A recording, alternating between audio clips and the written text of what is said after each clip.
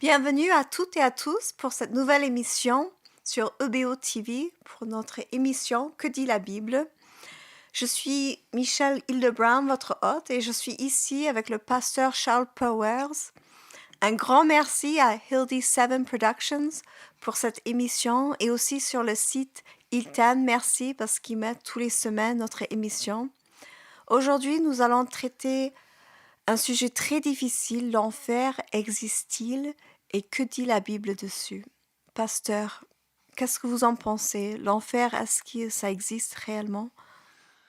Merci Michel d'avoir posé cette question. Et il y a 2 semaines, j'ai raconté qu'un des plus grands réveils que ce monde a jamais connu a été le résultat d'une prédication sur le jugement de Dieu et sur l'enfer.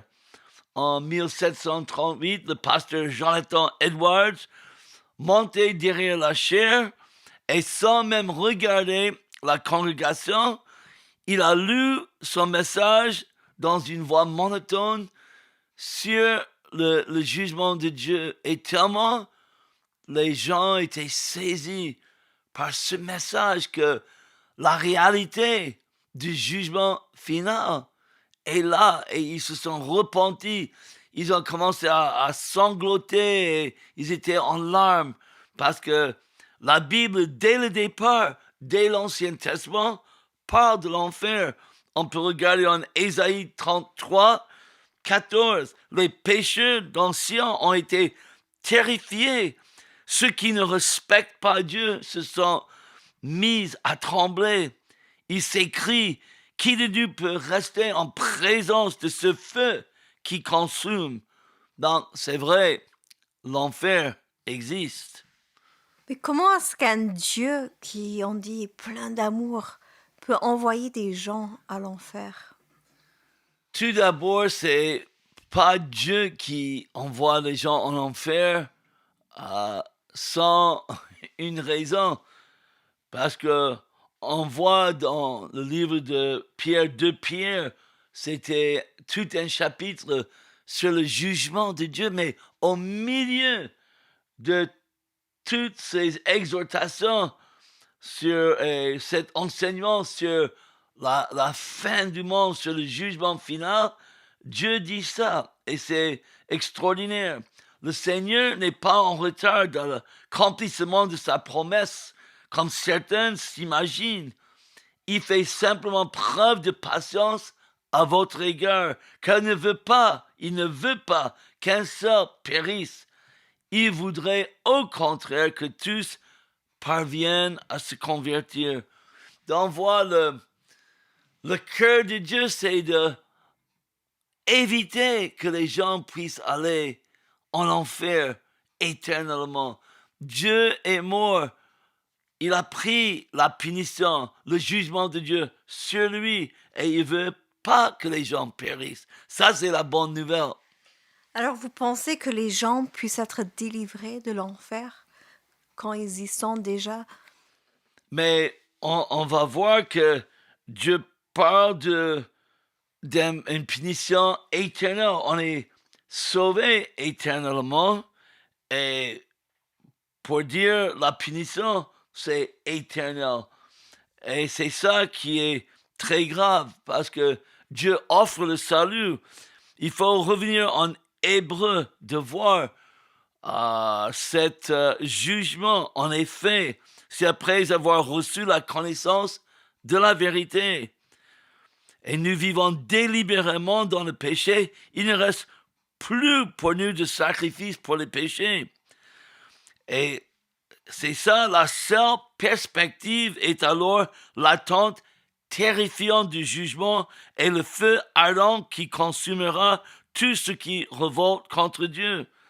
Et parce que dans le temps de Moïse, les gens étaient punis sévèrement d'avoir freiné la loi. Et maintenant, nous avons toute la bénédiction de l'évangile, la grâce de Dieu. Dans la Bible est claire, notre punition va être encore plus sévère pour ceux qui ont rejeté la grâce de Dieu. Et comment est-ce que les gens peuvent éviter l'enfer? quand tu penses à éviter l'enfer, c'est pas ça qui est le plus difficile. On sait, beaucoup de monde, vous connaissez Jean 3,16, car Dieu a tant aimé le monde, mais il faut aller plus loin. Il faut regarder Jean 3,18. Et on voit que d'abord, la Bible dit, il y a seulement une occasion de venir à Dieu, comme le sort de tout homme est de mourir une seule fois, après quoi il est jugé par Dieu. Mais ce qui est extraordinaire, Dieu ne veut pas que les gens soient condamnés. Regarde, Dieu donne de l'espoir aux gens, mais aussi un grand avertissement. Celui qui met sa confiance en lui n'est pas condamné. Mais celui qui n'a pas foi en lui est déjà condamné, car il n'a pas mis sa confiance en la personne du Fils unique de Dieu. Et c'est ça, on n'est pas obligé, on est condamné déjà. La façon d'éviter cette condamnation, c'est de dire Jésus, prends mon péché, tu es mort pour moi sur la croix, et je ne veux pas souffrir cette punition éternelle qui va tomber sur ceux qui rejettent cette grâce. Alors vous dites, pour éviter l'enfer, c'est en simplement plaçant notre confiance en Jésus-Christ. C'est bien ça. Oui, ça semble très facile, c'est facile. Et le problème, souvent, les gens veulent faire leur propre salut, à gagner le salut. Et à la fin, il y a beaucoup qui se disent chrétiens, vont venir devant Dieu en Matthieu 7, 21. On voit, ils vont dire, Seigneur, Seigneur, nous avons prophétisé en ton nom, nous avons chassé des démons en ton nom, nous avons fait beaucoup de miracles en ton nom. Et qu'est-ce que Dieu va dire? Je ne vous ai jamais connu. Allez-vous-en, vous qui pratiquez le mal. Et l'enfer a été créé pour le diable et ses anges. Mais si nous refusons la grâce de Dieu, c'est pas nos bonnes œuvres qui vont nous sauver. Dieu va dire, retirez-vous loin de moi, vous que Dieu a maudit, et allez dans le feu éternel, préparé pour le diable et ses anges. Et vous pensez que, par exemple, un musulman qui est né dans un pays où il ne prêche pas l'évangile, vous pensez qu'il sera jugé de la même façon que nous, qui connaissons la Bible? Ce qui est merveilleux avec Dieu, il ne traite pas tous les gens pareillement, dans le sens que quelqu'un qui avait beaucoup de possibilités de vivre dans la grâce de Dieu, de recevoir la grâce de Dieu, qui ont entendu les messages, qui ont vu, écouté la radio, qui ont entendu les prêches à la radio, à la télévision, ou qui ont eu accès à beaucoup de choses. Il y a ce principe, et je vais le lire en Luc 12, 48, si quelqu'un a beaucoup reçu, on exigera beaucoup de lui. Et plus on vous aura confié, plus on demandera de vous. Et dans le sens du jugement, c'est la même chose. Les gens qui ont eu beaucoup de possibilités de recevoir la grâce et qui ont rejeté la grâce vont être jugés beaucoup plus sévèrement. Donc, mes amis, vous qui écoutez cette émission, soyez sûrs que vous avez reçu la grâce de Dieu, que vous vivez dans la grâce de Dieu. Parce que l'enfer, la Bible dit, c'est une chose terrible de tomber dans les mains d'un Dieu vivant. Et à tout prix, il faut éviter ça.